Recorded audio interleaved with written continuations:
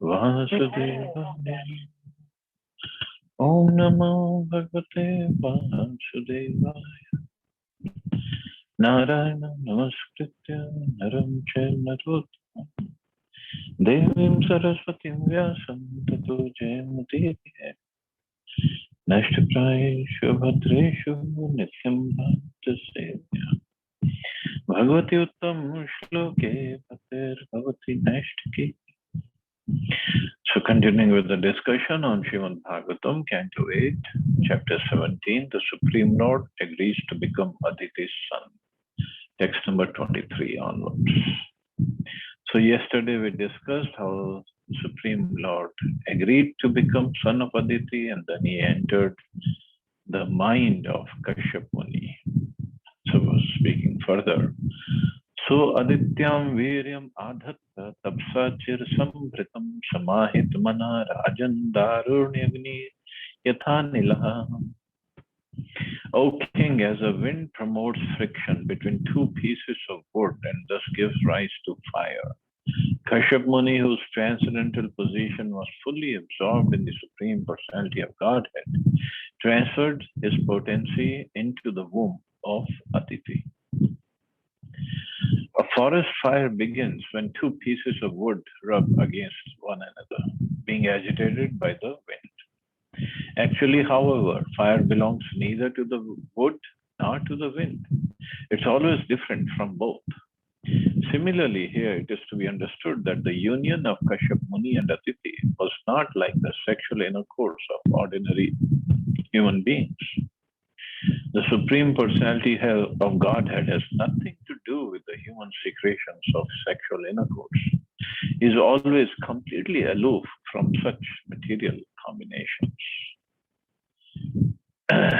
So he doesn't need anything. The Lord is supremely independent. Just for his pastimes, he appeared in the mind of Kashyap Muni, and from there he just transferred to the womb of Aditi. Even he can just appear even without going through the womb of Mother Aditi, just like Lord Nrsimhadev appeared. But he just performs his pastimes. The Lord says in Bhagavad Gita, Samoham Sarva Bhuteshu, I'm equal toward all living entities.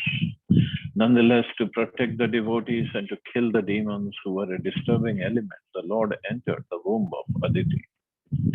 Therefore, this is a transcendental pastime of the Lord. This should not be misunderstood.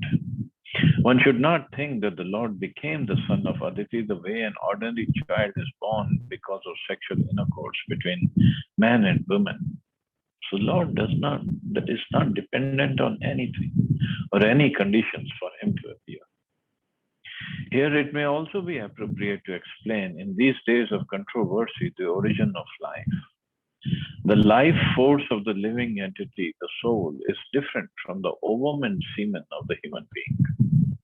Although the conditioned soul has nothing to do with the reproductive cells of man and women, he is placed into the proper situation because of his work,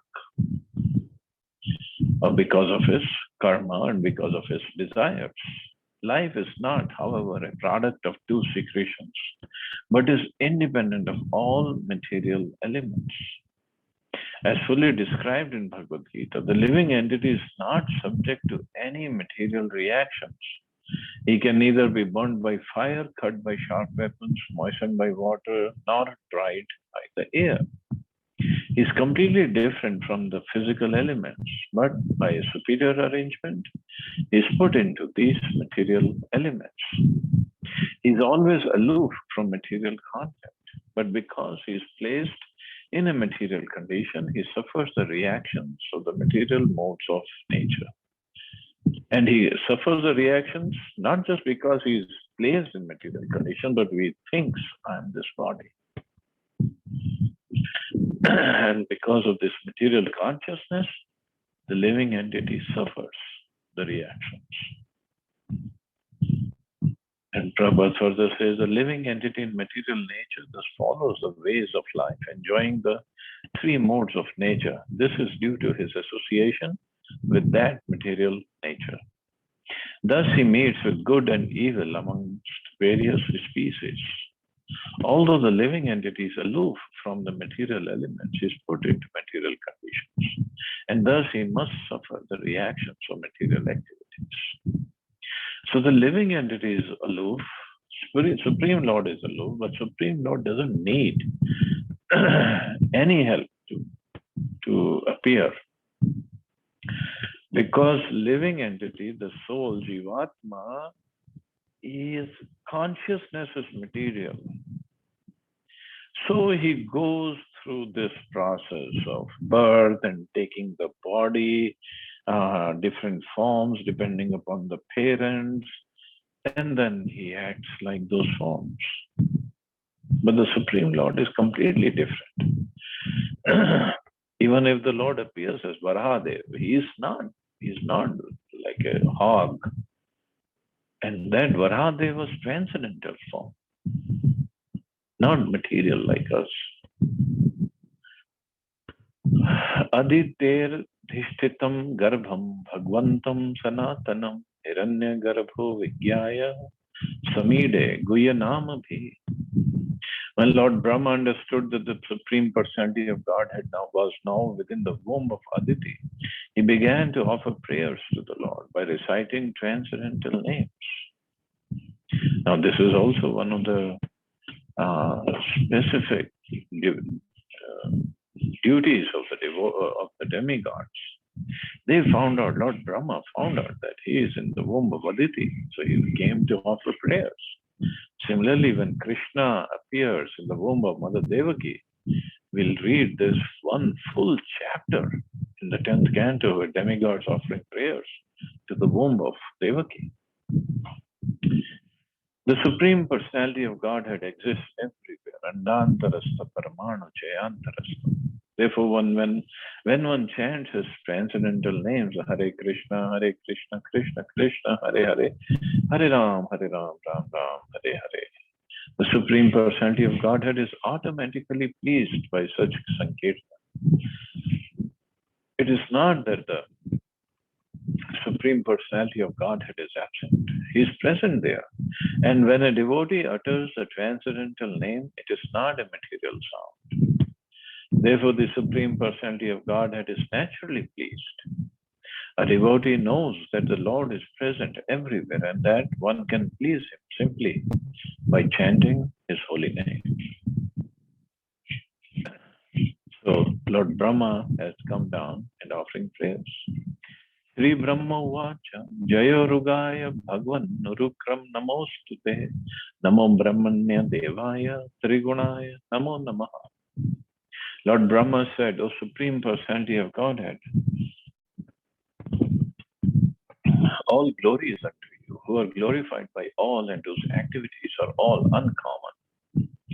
I offer my respectful obeisances unto you, O Lord of the Transcendentalist, controller of the three modes of nature. I offer my respectful obeisances unto you again and again. Namaste Prishni Garbhaya, Veda Garbhaya, Vedase, Tri Nabhaya, Tri Prishtaya, Shipi Vishtaya, Vishnave. I offer my respectful obeisances unto you, the all-pervading Lord Vishnu, who have entered the course of the hearts of all living entities. All the three worlds reside within your navel, yet you are above the three worlds. Formerly you appeared as a son of Prishni. To you, the Supreme Creator, who understood only through Vedic knowledge, I offer my respectful obeisances. So it says, formerly he appeared as the son of Prishni, Prishni Garbha. So Prishni Garbha was the one who gave benedictions to Dhruv Maharaj. So that was Prishni Garbha. Tvamadiranto bhunasya madhyam mananta shaktim purusham yamahu kalu bhavanakshi patisha vishwam sroto yathanta patitam gabhiram. O my Lord, you are the beginning, the manifestation, and the ultimate dissolution of the three worlds. And you are celebrated in the Vedas as a reservoir of unlimited potencies, the Supreme Person. O my Lord, as waves attract branches and leaves that have fallen into deep water, you, the supreme eternal time factor, attract everything in this universe. The time factor is sometimes described as Kala Strota, waves of time. Everything in this material world is within the time factor and is being carried away by waves of attraction, which represent the Supreme Personality of Godhead. So nothing is beyond the time factor. With time, everything changes, everything dies, and is born again, and it goes on and on and on. Tvam vai prajanam sthira jangamanam prajapati namasi sambhavishnu devokasam deva devashya chutanam parayanam noriv majjato apsu. My Lord, you are the original generator of all living entities, stationary or moving, and you are also the generator of the Prajapatis. Oh, my Lord, as a boat is the only hope for a person drowning in the water, you are the only shelter for the demigods who are now bereft of their heavenly position. So basically, Lord Brahma is also praying to the Lord that you please give the mercy on the demigods so they can regain their lost opulence. So thus ends the 17th chapter, Bhaktivedanta purport on the 8th canto, 17th chapter. The Supreme Lord agrees to become Aditi's son. So we still have time. We can start 18th chapter. Lord Vamandev, the dwarf incarnation. Text 1. Shri Shukuvacha, Itham Virinchastut Karma Virya, Pradur Babhuvam Mrit Bhura Dityam, Chaturbhuja Shankh Gadabja Chakra, Vishangavasa Nalinayate Kshanaha. Shukdev Goswami said, after Lord Brahma had thus spoken, glorifying the Supreme Lord's activities and prowess, the Supreme Personality of Godhead, who is never subject to death like an ordinary human being, appeared from the womb of Aditi. His 4 hands were decorated with conch shell, club, lotus, and disc. He was dressed in yellow garments, and his eyes appeared like the petals of a blooming lotus. The word Amrit Bhu is significant in this verse. The Lord sometimes appears like an ordinary child taking birth, but this does not mean that he is subject to birth, death, or old age. One must be very intelligent to understand the appearance and activities of the Supreme Lord in his incarnations. This is confirmed in Bhagavad Gita. Janma karma jame divyam evam yaveti tattvata.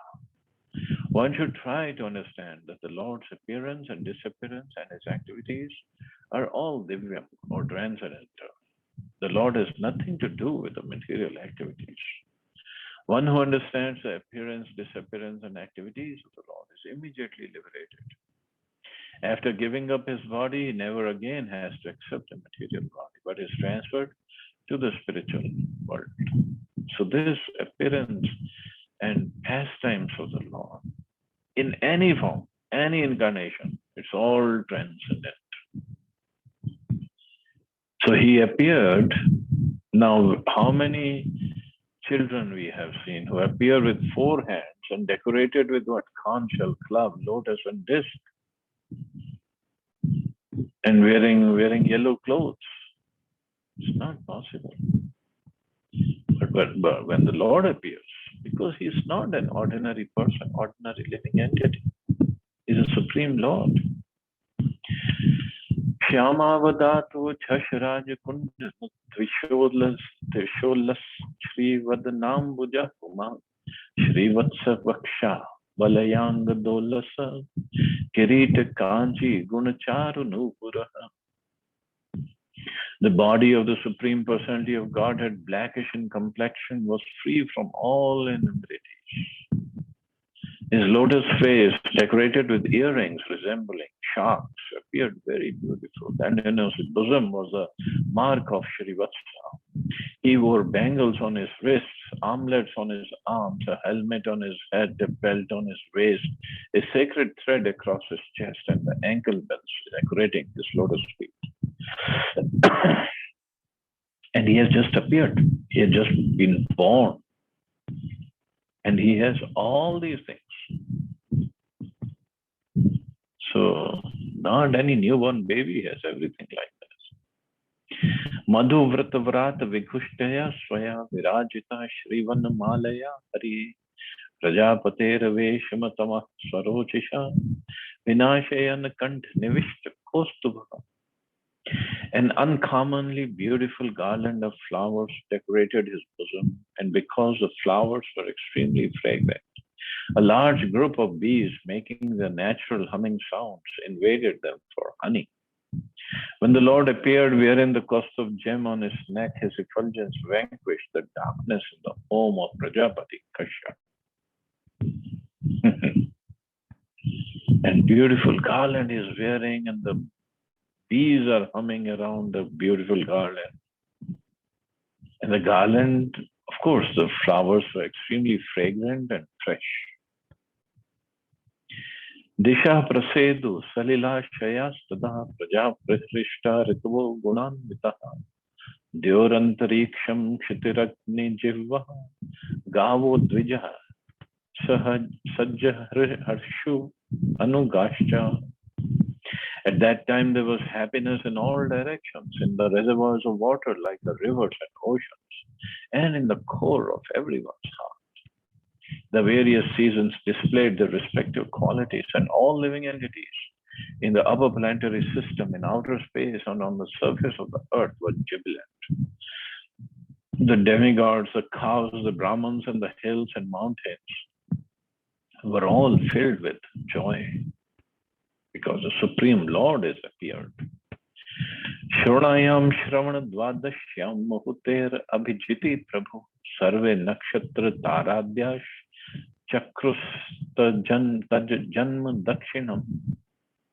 On the day of Shravan Dvadashi, the 12th day of the bright fortnight in the month of Bhadra, when the moon came into the lunar mansion Shravan, at the auspicious moment of Abhijit, the Lord appeared in this universe. Considering the Lord's appearance very auspicious, all the stars and planets from the sun to Saturn were munificently charitable, because the Supreme Lord is appearing. So all the nakshatras, the stars, and this and that, everything has to be auspicious. Srila Vishwanath Chakravarti Thakur, an expert astrologer, explains the word Nakshatra Taradhya. The word nakshatra means the stars. The word tara in this context refers to the planets, and adya means the first one specifically mentioned. Among the planets, the first is Surya, the sun, not the moon. Therefore, according to the Vedic version, the modern astronomers' proposition that the moon is nearest to the sun should not be accepted. The chronological order in which people all over the world refer to the days of the week, Sunday, Monday, Tuesday, Wednesday, Thursday, Friday, and Saturday, corresponds to the Vedic order of the planets, and thus circumstantiates the Vedic version. Apart from this, when the Lord appeared, the planets and the stars became situated very auspiciously, according to astrological calculations, to celebrate the birth of the Lord. So, Prabhupada said, according to the chronological order, the first day of the week is Sunday, not Monday. Well, in our office time cards, we always put Monday as the first day. But apparently Sunday is supposed to be the first day. So sun is the first planet, or first comes first before even moon. And when the Lord is appearing, the planet, stars, season, everything became auspicious. Similarly, we'll see when Lord Krishna appears. It is beautifully described how everything became auspicious. And so these two lords, Lord Vamandev and Lord Varhadev, they appeared on Dwadashi. So here it is on the day of Shravan Dwadashi. So now when the Lord appears, when it is appearance day of any Vishnu Tattva, so we fast on that day, at least till noon. For Krishna, we fast until midnight, and for Narasimha Dev and Chaitanya Mahaprabhu at different time in the evening. But otherwise, we fast till noon. So on Dwadashi, we are not supposed to fast. We are supposed to break the fast. So to honor Lord's appearance on Dwadashi, so a day before, which is Ekadashi, then we completely fast till noon, and then we can have Ekadashi or Shada. So this is a general understanding. Dvadashyam savita tishtan madhyan din gato nripa vijayanam saprokta yasyam janma vidur hare. O king, when the Lord appeared on Dwadashi, the 12th day of the moon, the sun was at the meridian, as every learned scholar knows. This Dwadashi is called Vijaya Dwadashi. So sun was at the meridian. Shankha Dundu Bhayor Nedur Mridang Parnavanakaha Chitra Vaditra Dvaryana Nirghoshas Tumalo Bhavat. Conch shells, kettle drums, parnavas, and anaks vibrated in the concert. The sound of these and various other instruments were tumultuous. So demigods were appearing and they were playing all this instruments because the Supreme Lord has appeared. Pritascha apsaroso anrityan gandharva pravara jaguhu tushtu vurmuniyo deva manva pitro agneyaha. Being very pleased, the celestial dancing girls, Apsaras, danced in jubilation. The best of the Gandharvas sang songs, and the great sages, demigods, Manus, Pitas, and fire gods offered prayers to satisfy the Lord. Siddha Vidyadhar Gana, Sakimpa Purusha Kinara, Charana Yaksha Rakshansi, Suparna Bhujgotama, Gayanto Ati Prashansanto, Nrityanto Vibudanuga, Aditya Ashram Padam, Kusme Samava Kiran. The Siddhas, Vidyadhars, Kimpurush, Kinnars, Charans, Yaksha, Rakshas, Suparna, the best of serpents, and the followers of the demigods all showered flowers on Aditi's residence, covering the entire house while glorifying and praising the Lord and dancing. Drishtvaadityastatam nijgarbha sambhavam param pumansam mudapapa vismita grihita deham nijayoga mayaya prajapatischa jeti vismikaha. When Aditi saw the Supreme Personality of Godhead who had appeared from her own womb, having accepted a transcendental body by his own spiritual potency, Atma Mayaya, that is mentioned in the shloka, she was struck with wonder and was very happy. Upon seeing the child, Prajapati Kashyap explained Jai, Jai, in great happiness and wonder.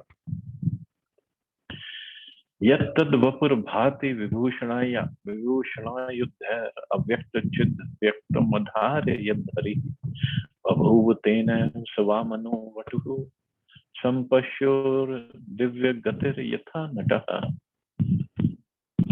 The Lord appeared in his original form with ornaments and weapons in his hands. Although this ever-existing form is not visible in the material world, he nonetheless appeared in this form. Then in the presence of his father and mother, he assumed the form of Vaman, a Brahman dwarf, a brahmachari, just like a theatrical actor. So he appeared in his original form, and although this ever existing, so all his forms are ever existing, eternal, sanatana, is not visible in the material world. So in the spiritual world, all these forms are there, always. The word nata is significant. An actor changes dress to play different parts, but is always the same man. Similarly, as described in Brahma Samhita, the Lord assumed many thousands and millions of forms Advaitam Achyutam Anadam Anantarupam.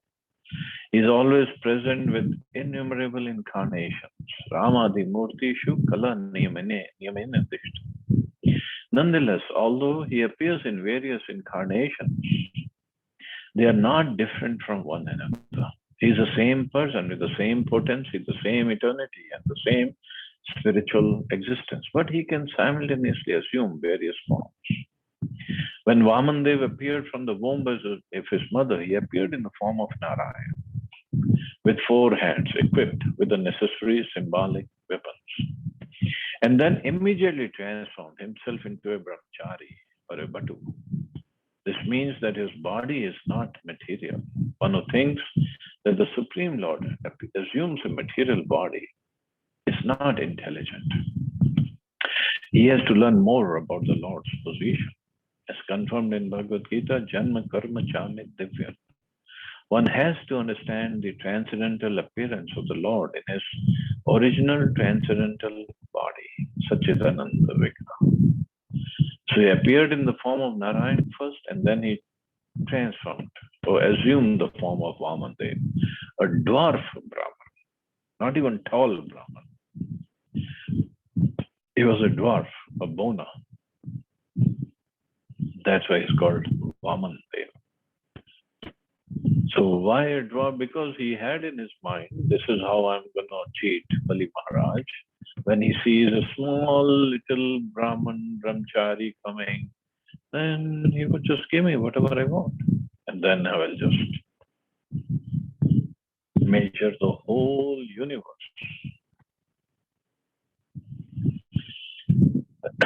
So Vamandev, this is how he appeared, and he performed beautiful, beautiful pastimes. He's called Trivikram, Urukram, Upendra because he assumed younger brother position of Indra. So from the same mother, Aditi, Indra was born earlier. Now Vamandev has appeared. And so many beautiful pastimes will go on in this one pastime. There's so many things are going on. So anyway, we'll stop here and see if anybody has any questions or comments.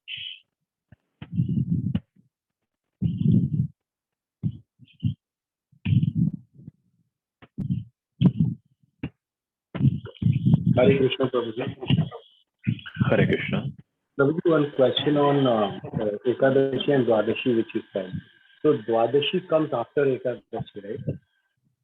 Yeah, but on Dwadashi we are supposed to break the fast. Exactly. So usually it happens, like at home also, parents do the same way. Ekadashi, they take a vrat, and on Dwadashi, they break the fast. But here we say, what do we do from the Vaishnavas? Is it Vaishnavas also do the same? Ekadashi, they do the fast and break it on the Dwadashi. Yep. But then why is it so, like, as per the calendar, if there is any Ekadashi day, the next day we get a, message of today is Ekadashi. So let's suppose tomorrow is Ekadashi, so we get a message day after on our group chat that today is Ekadashi. Why is it so? That's how we calculate. Vaishnavas, when they do the calculation, so if even a 1 minute of Dashmi is in that day of Ekadashi, that Ekadashi is not observed. So we observe the next day. There could be overlap of Ekadashi and Dwadashi. So we observe that day. But you're missing the previous day. Making the previous day. No, you're missing the previous day. The actual Ekadashi day, with the entire all. But if there is even 1 minute of Dashmi, 10th day in that Ekadashi, then Vaishnavas don't observe that. Any story behind it? Huh? Any story? I mean, why is it so like Dashmi, not on Dashmi, should be followed? it's not considered pure. Okay. That's how Vaishnav calendars are calculated. Okay. Okay. So we just follow, okay, we have to fast anyway, so either this way or that way. Okay. So we just follow the rules. Yeah. Thank you. Thank you, sir. Thank you, brother. Okay, so we'll stop here. You all have a safe and wonderful Hare Krishna. Jai Shri. Hare Jai Shri Ram.